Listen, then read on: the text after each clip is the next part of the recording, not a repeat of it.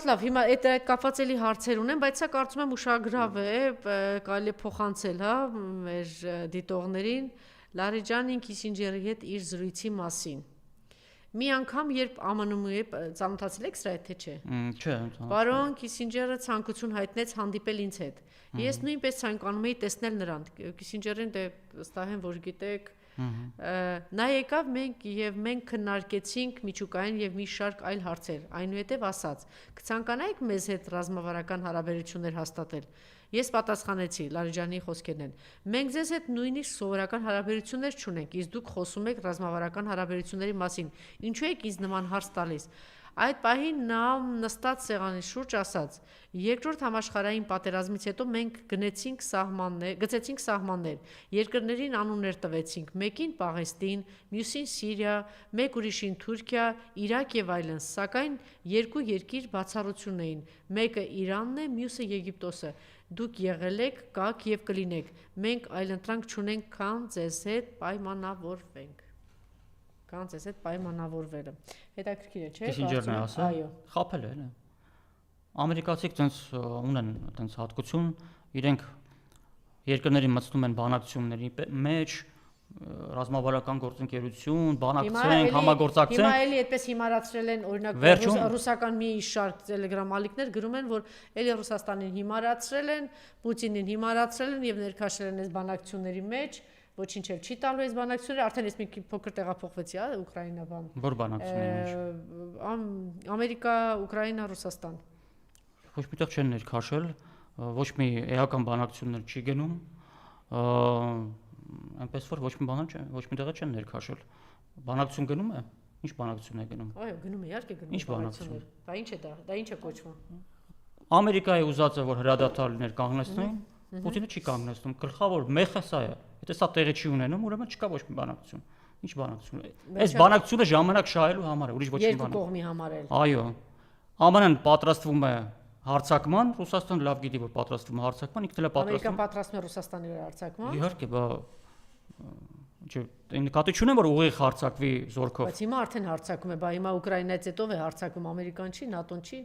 Այո, նոր չպիտի նախապատրաստվի։ Ռուսաստանն էլ նախապատրաստվում է հակահարձակման։ Երկուսն էլ օգտագործում են այդ ժամանակը այդ բանակցություններում։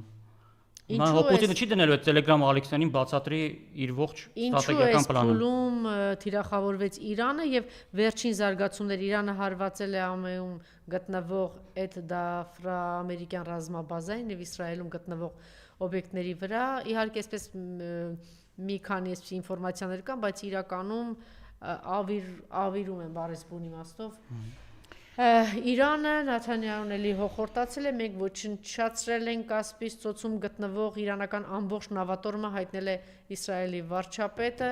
Իրանը ուրանի հարստացման կամ բալիստիկ հրթիռներ արտադրելու հնարավորություն չունի, հայտարարել է Նեթանյահուն։ Հիշեցնենք, որ առնվազն 2-3 անգամ նմանատիպ հայտարարություն արել է Թրամփը, որ արդեն ոչնչացրել ենք, հետո նորից հարձակվել է 12 օրյա պատերազմ, հետո նորից հայտարարել է, որ գնում ենք մենք դրա հետևից, իրենք ունեն այս իրենց սենատորները, չէ, անում էլ այս հարցերը բարձրացրեցին։ ԱՄՆ 2200 ծովային հետևակայիններ ուղևորվել են Մերձավոր Արևելք, սա վստահաբար պատահական չի, ուրեմն նոր ինչ-որ բաներ են սպասվում, սպանվել է խոսնակը, գեներալ Սարդար, այսպես սպանությունների շղթան եւ տարածաշրջանային երկրները չպետք է թույլ տան, որ Իսրայելը պարակտումներ առաջացնի իսլամական երկրներում։ Իրանի արտգործ նախարարի խոսնակն է խոսել եւ այսպես շարունակ։ Խնդրեմ։ Եվ ամենակարևոր բանը, որ երեք այսպես ինֆորմացիա գնաց, որ Հորմուզի նեղուցից բացի մի այլ ճանապարհ են գտել, որ կարող են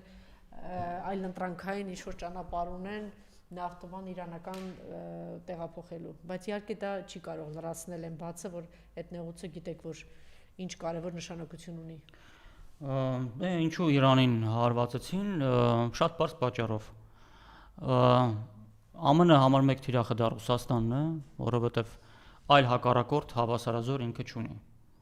Հավասարազորությունը չափվում է նրանով, թե ով արդյոք կարող է ոչնչացնել, թե ոչ։ Չկա աշխարհում մի պետություն, որ ունակ է ԱՄՆ-ին ոչնչացնել, բացի Ռուսաստանից, որտեղ ունի համապատասխան զինատեսակ։ Հետևաբար ինքը մրցակից է, համար 1 եւ միակ, եւ այդ միակ մրցակցին պետք է ծնկի բերել։ Ռուսաստանը ունի հակառակ նպատակը եւ անցած տարի դեկտեմբերին Ռուսաստանի նախագահը ասաց այդ նպատակը որն էր։ Հատուկ ռազմական օպերացիայի նպատակը ասաց հատուկ ռազմական օպերացիայի շնորհիվ մենք դարձանք լիակատար ինքնիշխան պետություն։ Այսինքն ինքը ասաց հետեւյալը, որ հատուկ ռազմական օպերացիայից առաջ մենք գաղութ էինք, զենքով կռիվը տվեցինք, դառանք ինքնիշխան։ Պարզ ասաց։ Հիմա Ռուսաստանը ինքը առաջնորդում է համաշխարհային ազգային ազատագրական պայքարը ամերիկյան արևմտյան լծից ազատագրվելու։ Պարզ է այդ պայքարում իրեն պետք են դաշնակիցներ, գործընկերներ։ Եթե նույնիսկ իր կողքը ոչ մեկ չկանգնի, ինքը միայնակ դա տանելու է, բայց լավ կլինի, որ իր կողքը կանգնեն։ Հետևաբար ԱՄՆ-ն խնդիր ունի ծնկի բերել բոլոր այն երկրներին եւ աշխարհին ցուցադրաբար որ ցույց տա, որ այդ տեսեք ով փորձի այդ պայքարի մեջ Ռուսաստանի կողքին կանգնել, այսինքն ծնկի են բերելու։ Այ հիմա Իրանին նման ձևով ծնկի են փորձում բերել։ Եթե Իրանը կարողացավ դիմակայել, դա մեծ հարված է լինելու ամերիկյան հեգեմոնիային։ Ռուսաստանի գործը մի քիչ կհեշտանա ավելի։ Եթե ինքը ծնկի եկավ, Ռուսաստանը միևնույն է միջև վերջ շարունակելու է իր պայքարը, բայց իհարկե ավելի իր համար ցանկալի կլինի, որ Իրանը դիմակայի։ Պեսկովը ինչի ասաց, ասաց այդ կռիվը մեր կռիվը չի իրանական։ Ինչի։ Որտեւ ինքը ասում է Իրանի էլիտաներ դուք պետք է որոշեք, Իրանի ժողովուրդ դու որոշի, ուզում ես ամերիկյան լծի տակ ապրես, թե չես ուզում։ Եթե չես ուզում կռիվը տվեք։ Կռիվը տալիս, էլ ոնց պիտի որոշեք։ Դե հաղթեք, դուք ձեր մեջ, ձեր էլիտաներում իշխանությունը վերցրեք Իրանում։ Վերցրած չէ, հիմա այդ իշխանությունը սպանում են իրենք ոնց է, ոնց։ Եթե սպանում են, վերցրած չի։ Որ սպանում են, վերցրած չի։